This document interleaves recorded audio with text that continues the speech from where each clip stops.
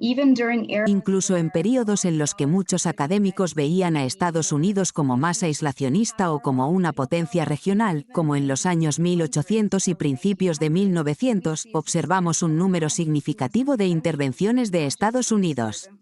Estas intervenciones no solo se limitaron a su esfera de influencia, sino que también se expandieron a nivel mundial. Esto fue extremadamente sorprendente. Lo que fue aún más sorprendente fue el aumento en la frecuencia de las intervenciones después de la Guerra Fría. Ahora estamos comenzando una nueva línea de investigación. Esta investigación tiene como objetivo examinar el impacto de la unipolaridad en el intervencionismo militar de Estados Unidos. Esto se debe a que los datos indicaron que Estados Unidos parecía tener más intervenciones por año después de la Guerra Fría que durante ella. Esto es inesperado, ya que se podría suponer que Estados Unidos sería más intervencionista durante la Guerra Fría debido a la percepción de amenaza existencial de la Unión Soviética. Entonces, ¿por qué estamos observando una mayor tasa de intervención en lo que podría considerarse un orden posterior a la Guerra Fría más estable? Hola a todos, soy Pascal de Estudios de Neutralidad. Hoy estoy aquí con la Dra. Siddhita Kushi. Ella es profesora asistente de Ciencias Políticas en la Universidad Estatal de Bridgewater. Allí imparte cursos sobre relaciones internacionales, métodos cuantitativos y política exterior de Estados Unidos. La Dra. Kushi también es una investigadora dedicada. Su trabajo sobre conflictos violentos, intervenciones militares y los efectos de las crisis económicas ha sido publicado en diversas revistas académicas de alto nivel. Recientemente ocupó el cargo de directora de investigación del Proyecto de Intervención Militar, OMIP, en el Centro de Estudios Estratégicos de la Universidad de Tufts. Coescribió un libro que presenta nuevas tendencias empíricas de las intervenciones militares de Estados Unidos desde 1776 hasta 2019. Este libro está listo para ser publicado por la editorial de la Universidad de Oxford. Colaboró en este intrigante proyecto con su colega, la Dra. Monica Duffy Toft. Según entiendo, su trabajo se basa en la base de datos del MIP. Esta base de datos registra casi 400 casos de intervención militar de Estados Unidos. Hoy estamos aquí para discutir este proyecto, sus desafíos y, por supuesto, algunas ideas sobre las intervenciones de Estados Unidos. Dra. Kushi, muchas gracias por acompañarme hoy. Muchas gracias por recibirme. Es un placer. Comencemos con tu trabajo intrigante, la base de datos que has desarrollado. ¿Podrías proporcionar más detalles? ¿Qué es exactamente el MIP? ¿Cómo surgió la idea de crearlo? ¿Y en qué punto se encuentra ahora? Claro, estaría encantado de hacerlo. Comencemos desde el principio. El concepto original de rastrear cada intervención militar de los Estados Unidos desde el inicio del país hasta la actualidad en realidad surgió de mi colega, la Dra. Monica Duffy Toft. Ella es la directora del Centro de Estudios Estratégicos en la Escuela Fletcher. Ella había estado buscando datos sobre un cierto número de intervenciones militares de los Estados Unidos durante períodos específicos de toma de decisiones políticas. Sin embargo, se encontraba con algunas restricciones en las fuentes de datos existentes. Entonces, se le ocurrió crear un nuevo conjunto de datos y me contrató como director de investigación para este proyecto. Mi papel era desarrollar el protocolo, supervisar la codificación y gestionar a nuestros asistentes de investigación e investigadores graduados. Este proyecto se originó a partir de la necesidad de ampliar las fuentes de datos existentes sobre las intervenciones militares de Estados Unidos. La idea inicial fue propuesta por mi colega, Monica Duffy Toft, debido a la falta de fuentes de datos completas relacionadas con las intervenciones militares de Estados Unidos. Si bien existen otros conjuntos de datos, ninguno abarca desde el siglo XVIII hasta la actualidad. Nuestro conjunto de datos concluye en 2019, pero planeamos seguir actualizándolo a medida que pase el tiempo. La razón principal para crear este conjunto de datos fue obtener una comprensión clara de cómo los Estados Unidos. La dependencia de la fuerza militar no es solo un fenómeno reciente, sino un patrón que se puede rastrear a lo largo de la historia. Queríamos ver si había cambios o patrones históricos significativos, o si existía una tendencia más amplia que no pudiéramos discernir sin datos exhaustivos sobre el uso de la fuerza por parte de Estados Unidos en el extranjero. Nuestra motivación era principalmente la curiosidad. No teníamos una pregunta específica en mente que quisiéramos responder utilizando el conjunto de datos. Sin embargo, podríamos imaginar cientos de preguntas potenciales que un conjunto de datos sobre las intervenciones militares de Estados Unidos a lo largo de la historia podría abordar. En cuanto a lo que es MIP, es un conjunto de datos cuantitativo.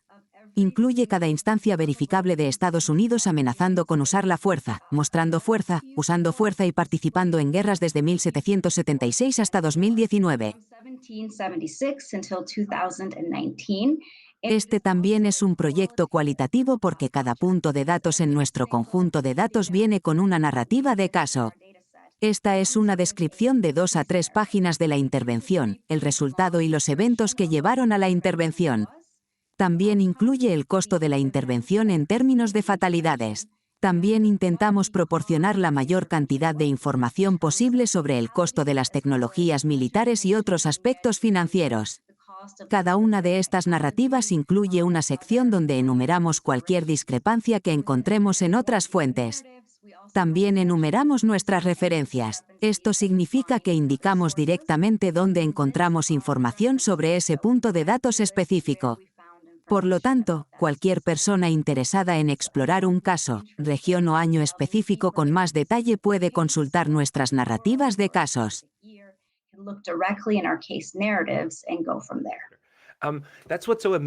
Lo increíble de tu base de datos es que incluyes al menos 3 fuentes que discuten estos casos. Así que no es solo una lista que encontraste en algún lugar. Realmente te tomaste el tiempo de verificar cada caso individualmente. Esto es especialmente importante para los casos poco claros del pasado. Recuerdo de otra conversación que mencionaste que también incluiste casos en los que Estados Unidos estaba en conflicto con, por ejemplo, tribus nativas americanas. Sí. Entonces, fue un proceso. Lo que tuvimos que hacer como parte del esfuerzo de recopilación de datos fue buscar inicialmente en todas las fuentes disponibles. Esto incluía conjuntos de datos existentes. Recopilamos un universo preliminar de casos utilizando archivos históricos y la lista del Servicio de Investigación del Congreso de Intervenciones Militares de Estados Unidos. Esta lista es un recurso maravilloso. Sin embargo, es una lista cualitativa que agrupa muchas intervenciones juntas. Así que confiamos en eso. También confiamos en conjuntos de datos principales existentes. Después de eso, revisamos y creamos estudios de caso de cada fuente que pudimos encontrar sobre una intervención específica. A través de este proceso, nos dimos cuenta de que gran parte del universo preliminar de casos no cumplía con nuestro estándar. Este estándar requería confirmación de al menos 3 fuentes académicas.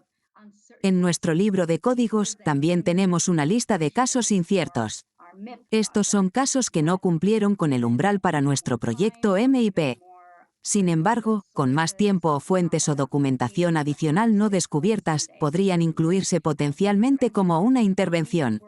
Nos estábamos inclinando hacia el lado de la precaución. Si no podíamos encontrar 3 fuentes separadas para confirmar el uso de la fuerza, la amenaza de la fuerza o la exhibición de la fuerza por parte de Estados Unidos, no se incluía en el conjunto de datos principal de NIF. Es por eso que a veces les digo a las personas que 400 intervenciones pueden parecer muchas, pero es probable que sea una subestimación. Esto se debe a que hay muchos casos que no pudimos confirmar. Además, hay muchos casos que simplemente no conocemos debido a la naturaleza encubierta de las misiones de operaciones especiales. Mencionaste las guerras fronterizas. Inicialmente, recopilamos conjuntos de datos relacionados con las guerras fronterizas.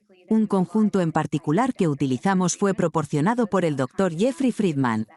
Generosamente compartió sus datos con nosotros. Sin embargo, pronto nos dimos cuenta de que incorporar las guerras fronterizas en nuestro conjunto de datos de MIP dominaría a todos los demás datos. Hubo miles de conflictos que involucraron a más de 100 naciones indígenas americanas y al gobierno de Estados Unidos.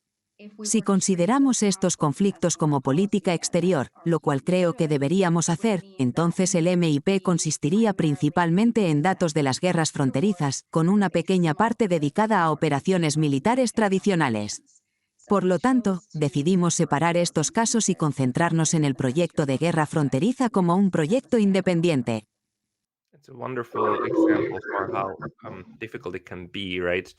Este es un gran ejemplo de lo desafiante que puede ser aplicar un enfoque cuantitativo a un problema cualitativo, como la guerra. Estamos analizando un período de 250 años. Esto es algo que a menudo es difícil de explicar a colegas de las ciencias naturales.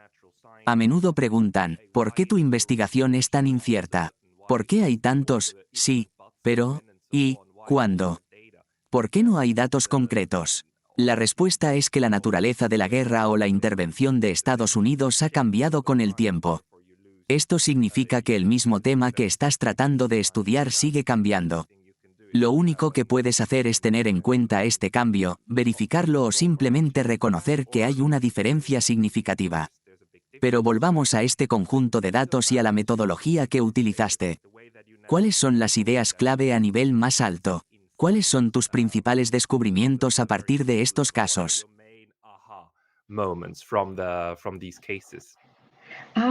La principal realización tanto para Mónica como para mí fue la frecuencia de estas intervenciones a lo largo de la historia.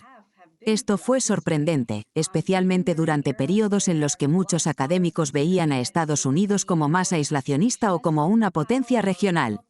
Esto fue así incluso en los años 1800 y principios de 1900. Observamos un número significativo de intervenciones de Estados Unidos. Estas no solo se limitaban a su esfera de influencia, sino que también se expandían por todo el mundo. Lo que fue aún más sorprendente fue el aumento en la tasa de intervención después de la Guerra Fría.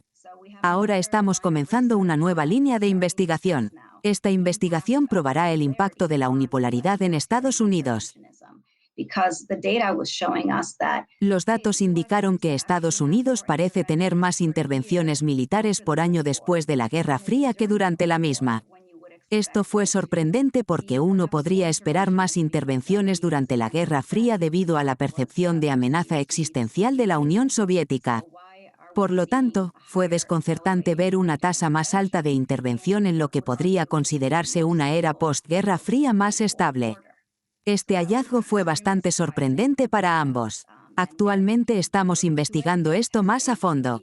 Estamos examinando los efectos de la unipolaridad. Nuestros hallazgos hasta ahora, aunque aún provisionales, sugieren que la unipolaridad tiende a estar asociada con un mayor intervencionismo por parte de Estados Unidos. Esto es exactamente lo contrario de lo que anticiparías basado en todas las teorías de las relaciones internacionales. ¿Has incluido la amenaza de usar la fuerza en el conjunto de datos, verdad?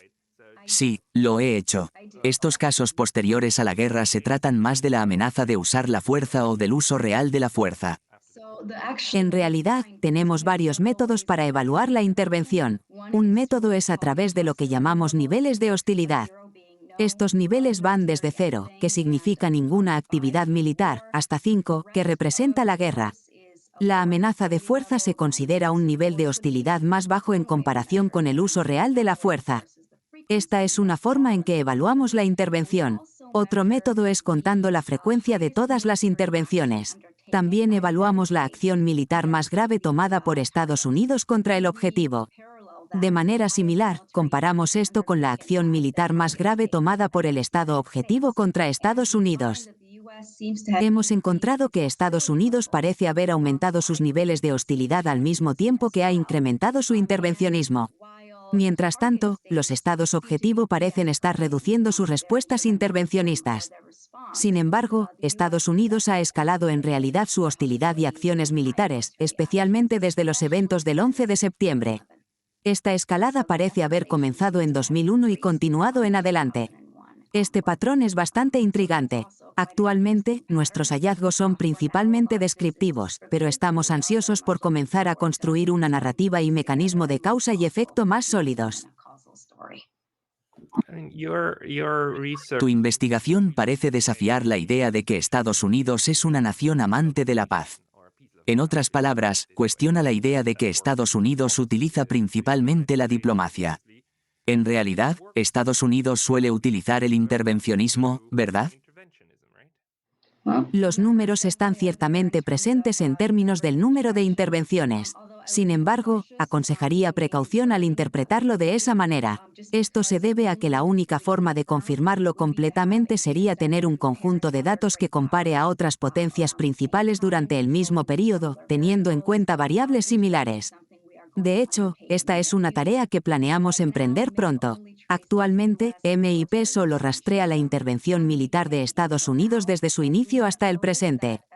Hemos observado que a medida que Estados Unidos se vuelve más poderoso, su intervencionismo también aumenta. A medida que Estados Unidos pasó de ser un país recién nacido a la hegemonía occidental, al vencedor de la Segunda Guerra Mundial y finalmente a una hegemonía global, comenzó a apuntar a una parte más amplia del mundo. Este es un resultado que muchos podrían anticipar. Con más poder, hay una mayor probabilidad de intervencionismo. Me intriga ver el patrón de otros grandes poderes a lo largo de la historia. Por ejemplo, el Reino Unido, China, Rusia, ¿cómo se ven sus patrones de intervencionismo? Podrían ser similares a los de Estados Unidos o podrían ser muy diferentes.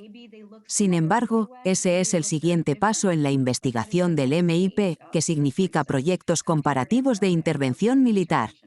Queremos ver si hay algo significativamente único en cómo Estados Unidos utiliza la fuerza. ¿O es esto más similar al comportamiento de otros grandes poderes?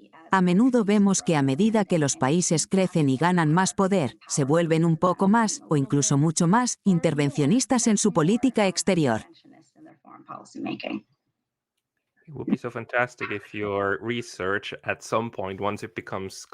Sería increíble si tu investigación pudiera eventualmente compararse con otras potencias importantes. Esto podría indicar potencialmente qué corriente de pensamiento, realista o liberal, es más influyente. También podría mostrar si el tipo de régimen afecta cómo se comportan estas entidades en el escenario internacional. Actualmente, no existe una base de datos similar sobre Rusia o el Reino Unido durante su Pax Británica en el siglo XIX. ¿No hay nada que se pueda utilizar para hacer una comparación?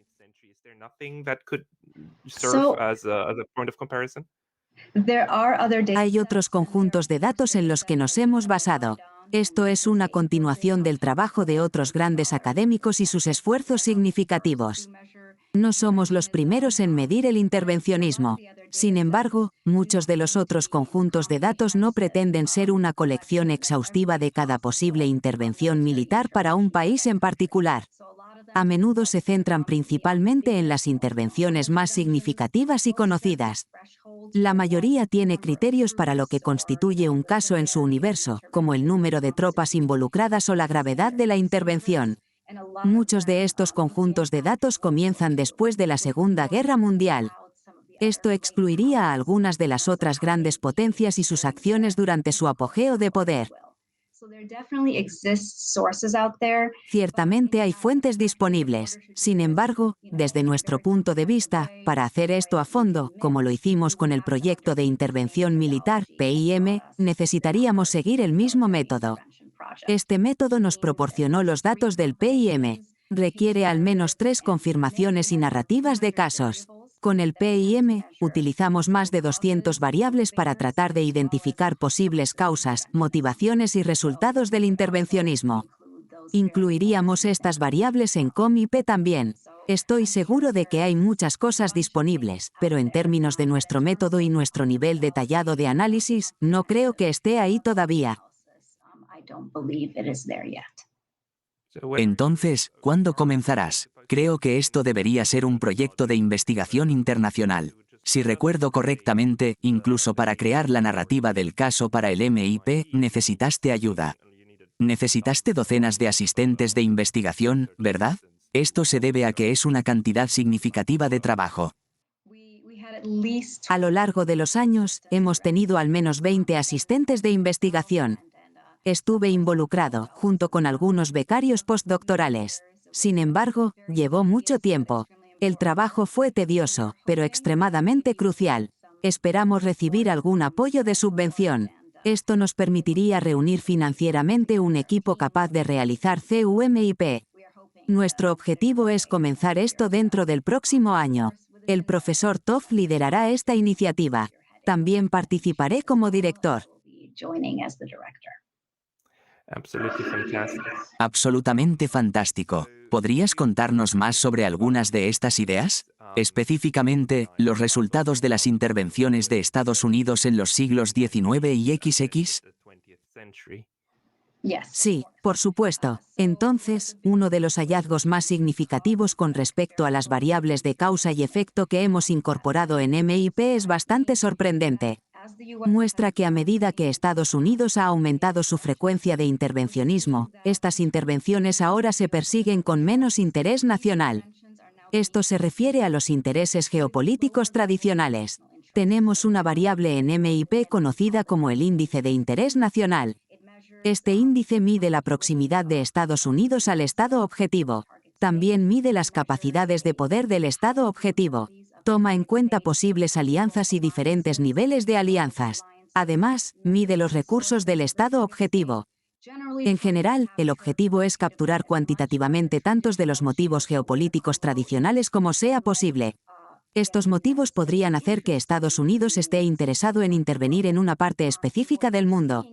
Estamos viendo que, especialmente después del fin de la Guerra Fría, Estados Unidos ha estado interviniendo en áreas con menor interés nacional. Esto tiene sentido cuando se considera el contexto. Durante la Guerra Fría, Estados Unidos creía que enfrentaba una crisis de seguridad existencial contra la Unión Soviética. Después de la Guerra Fría, en la década de 1990, hubo un aumento en el intervencionismo militar humanitario. Esto significa que Estados Unidos estaba interviniendo en nombre de la democratización y los derechos humanos. Actuaba como un actor de terceros. Observamos que en la década de 1990, Estados Unidos aumentó significativamente su papel como intervencionista de terceros. La disputa no comenzó como antes. No fue el originador, sino que intervino en una disputa existente entre otras partes. Nos dimos cuenta de esto como una tendencia en la década de 1990. Luego, en la década de 2000, vimos que esta tendencia continuaba creciendo. Los niveles de interés nacional eran más bajos, pero las tasas de intervención iban en aumento. Nos pareció muy interesante. Por supuesto, medir el interés nacional tiene sus limitaciones. Es casi imposible cuantificarlo con precisión. Por lo tanto, los estudios cualitativos serán cruciales para evaluar esta conexión. Sin embargo, hicimos nuestro mejor esfuerzo para medirlo cuantitativamente. Creo que estos resultados pueden indicar algunas tendencias importantes que podemos investigar más a fondo. Entonces, definitivamente, este es un patrón que hemos observado. Eso es muy interesante. En mi pequeño mundo de estudios de neutralidad, un aspecto fascinante es la importante reacción en contra de la neutralidad durante la Segunda Guerra Mundial. Esta reacción, llena de indignación moral y un gran ajuste de cuentas para los neutrales de la Segunda Guerra Mundial, ocurrió en la década de 1990. Durante este tiempo, uno de los fiscales generales de Estados Unidos, el señor Eisenstadt, quien en realidad era miembro del Parlamento y no un fiscal general, hizo una declaración pública. Anunció que ahora examinaríamos los crímenes cometidos por los neutrales durante la Segunda Guerra Mundial. Esto incluía sus tratos con el oro y otros asuntos. Admitió que esta investigación se había retrasado un poco. Sin embargo, justificó la demora explicando que ahora teníamos tiempo para llevarla a cabo. Anteriormente, estábamos ocupados con la Guerra Fría. Lo afirmó explícitamente. Después de su anuncio, tuvo lugar un importante ajuste de cuentas. Esto encaja perfectamente con lo que estás diciendo. De repente, hubo una abundancia de capacidad. Había un vacío, ¿verdad?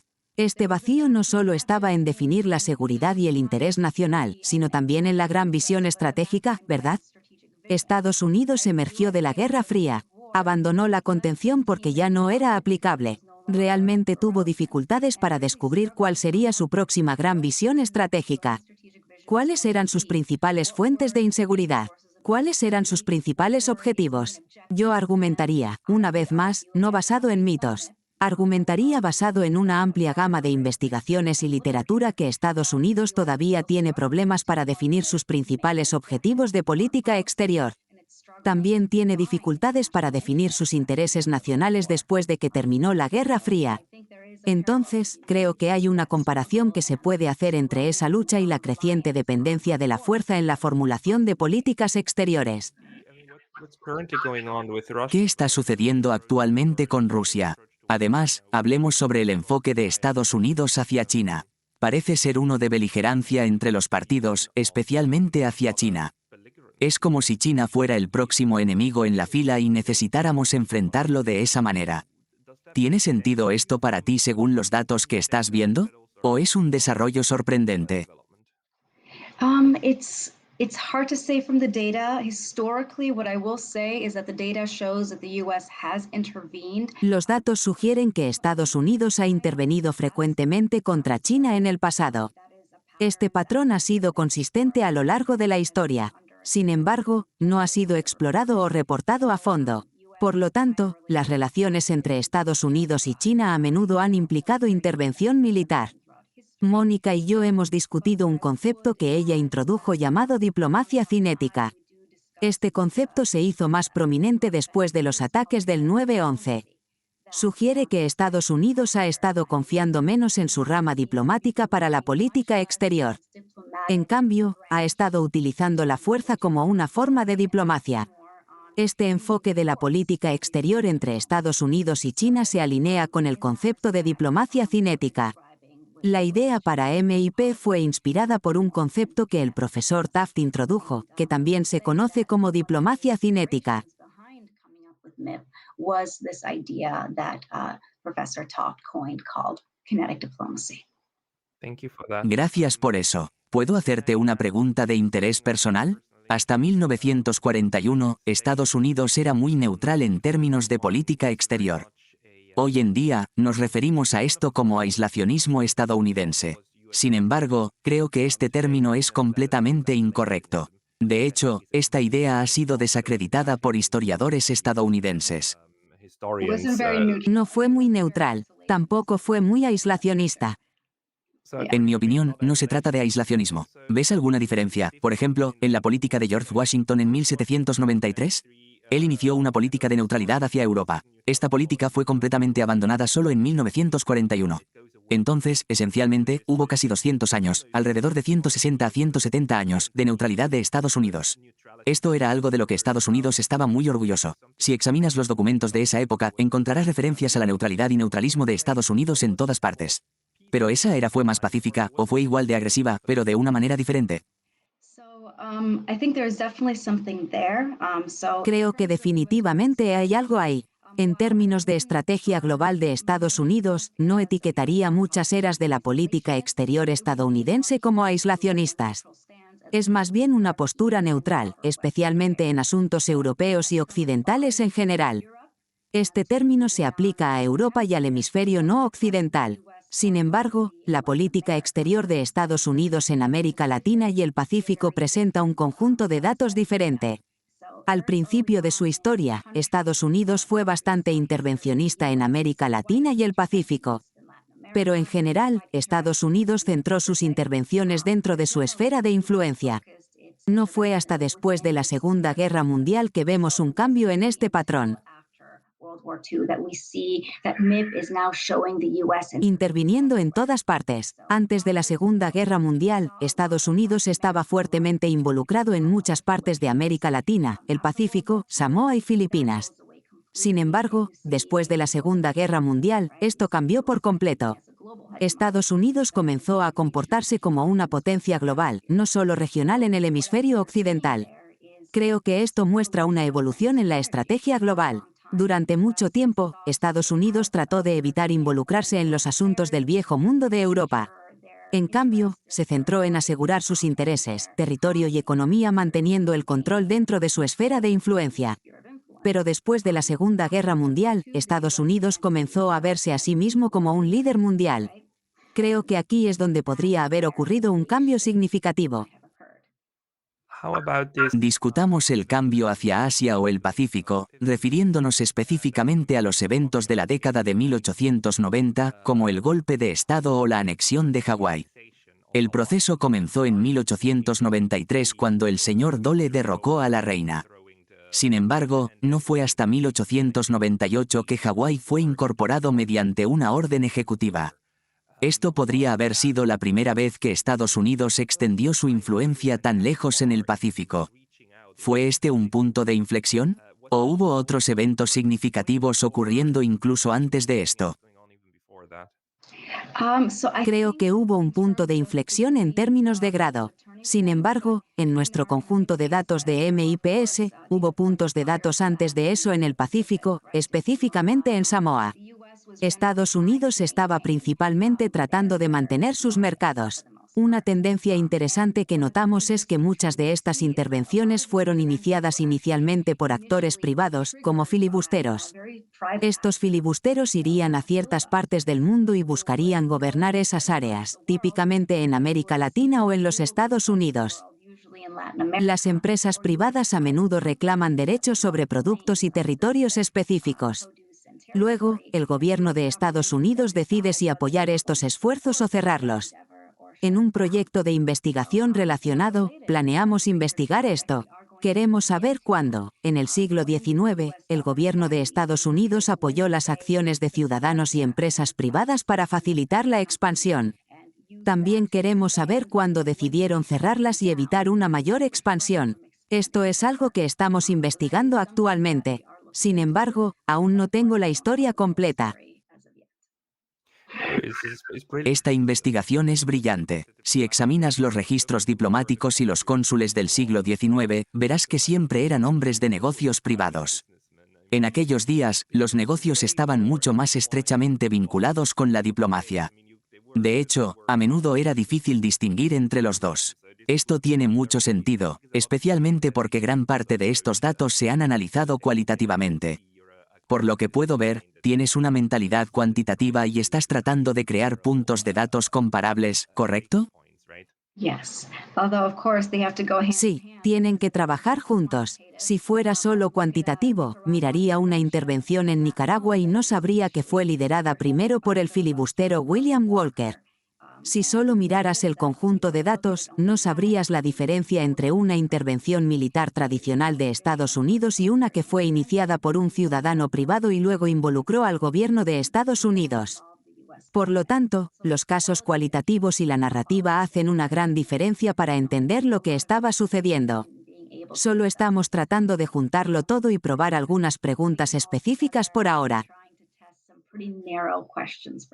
Disculpa mi falta de conocimiento, pero tengo una pregunta. ¿Qué significa filibuster en este contexto? Lo entiendo como una intervención, o más bien, como impedir que otros hablen en el Parlamento. ¿Cómo se utiliza en este contexto? Sí, un filibustero es un término que se usaba ampliamente en el siglo XIX. Se refiere a un ciudadano privado que tiene su propia milicia y seguidores. Estas personas tienen como objetivo viajar a diferentes partes del mundo, generalmente países de América Latina como Nicaragua. Su objetivo es gobernar estos países.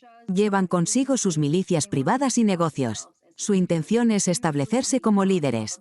Esto generalmente se hace en nombre de un mandato más amplio de Estados Unidos.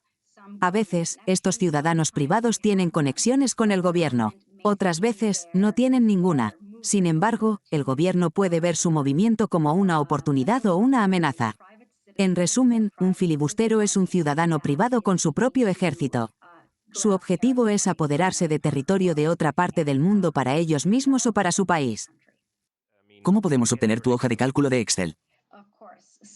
Seguro, los datos se publican junto con un artículo en el Journal of Conflict Resolution. Su política habitual es publicar los archivos de replicación que les enviamos en el repositorio de JCR una vez que el artículo haya sido asignado un número de edición en la copia impresa de la revista. Esto aún no ha sucedido.